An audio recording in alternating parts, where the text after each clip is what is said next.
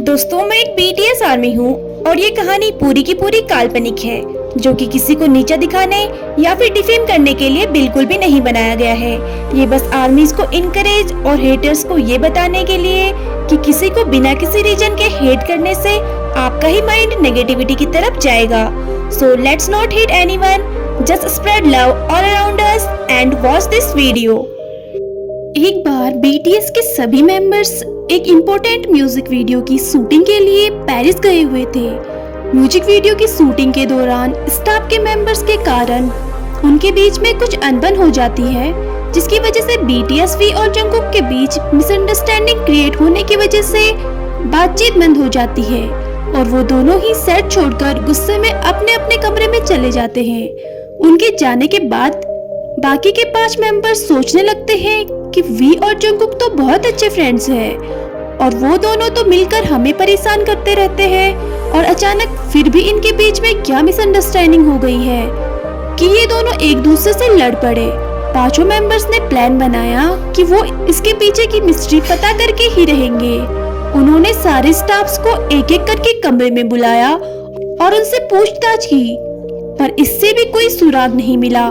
लेकिन सुगा को एक स्टाफ पर डाउट हुआ। सुगा ने नोटिस किया कि उस इंसान को उन्होंने इससे पहले कभी भी स्टाफ्स में नहीं देखा था।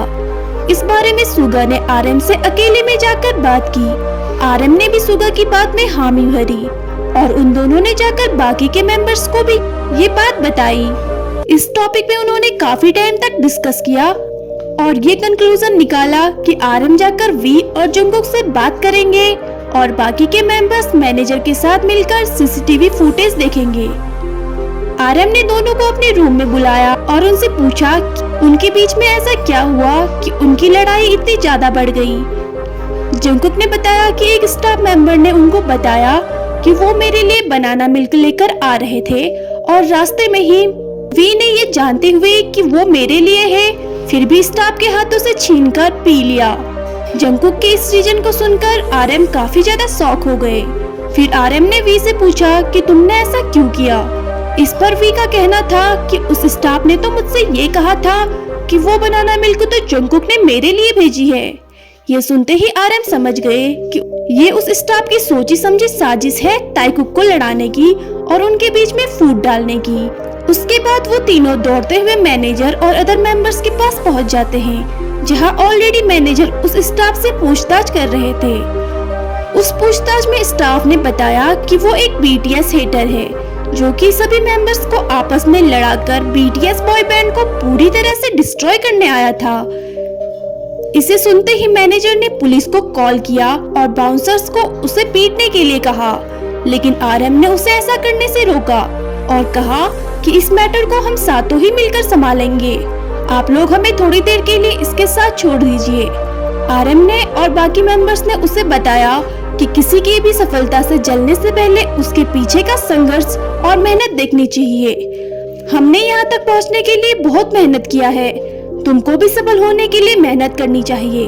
हमसे हेट करने से कुछ भी नहीं होगा, बस आपका ही टाइम वेस्ट होगा।